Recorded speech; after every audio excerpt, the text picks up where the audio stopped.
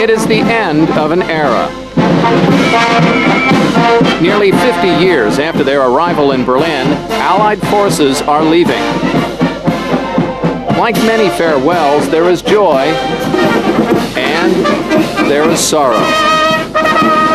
And while many Berliners in the West will miss the Western Allies, I think that we miss them because they were here for a couple of years and they helped us much, very much. Many Berliners in the East and West feel differently about the Russians. Do you miss the Russians? No, not at all. That sentiment is sometimes visible when the mayor of Berlin meets with the commander of Russian forces in eastern Germany. The reason they were in Berlin for all of this time and the reason they were in Germany were also the reason that we were here, only we stayed because we had to and they stayed because they wanted to. After World War II, Berlin was carved up into 4 zones and occupied. The Russians held the East, the Americans, British, and French occupied 3 sectors in the West. But after a falling out in 1948, the Russians tried to run the Western Allies out of town. First with a blockade, the Americans responded with the Berlin airlift, and later with an ultimatum. In 1961, the Western Allies dug in at Checkpoint Charlie, insisting they had legitimate rights to be here as victors over Nazi Germany and protectors of democracy. Colonel Alfred Baker was stationed in Berlin during the 1960s and remembers the Cold War well. When everybody talked about confrontations, they talked about Berlin. I mean, it was the Berlin Wall. Berlin was a symbol for all of the conflicts between East and West. At the peak of the Cold War, American troop strength in West Berlin reached nearly 11,000 soldiers. They lived in a small colony, many with family members. Then in 1989, the political climate changed rapidly. The Berlin Wall opened and communism collapsed. Suddenly, East Germans were able to meet the Western Allies. And this was the first time that they could actually experience us.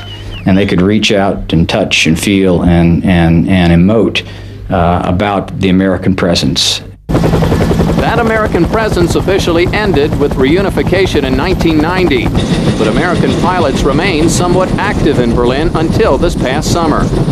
Doug Powell often visited West Berlin residents who once lived under the shadow of the wall. The Berlin mission of the United States and their troops has been so much more than just security and weapons and tanks and so on. It has been people wanting to stay side by side. In contrast to the Americans, the Russians kept a very low profile. You only saw them being driven around in one of these army vehicles, and they checked things, but that was, you know, the extent of that you noticed them. Russian soldiers now hope Berliners hear them singing. This song is called Live Well, Germany. As the remaining Russian forces leave Berlin, residents take heart, offering them flowers. And although these soldiers are smiling, many are not eager to leave Germany. This man says there's chaos back home in the Caucasus. He and his family are afraid to return. Since 1990, the U.S. Army has withdrawn nearly 7,000 troops from Berlin and has handed over barracks to the German government.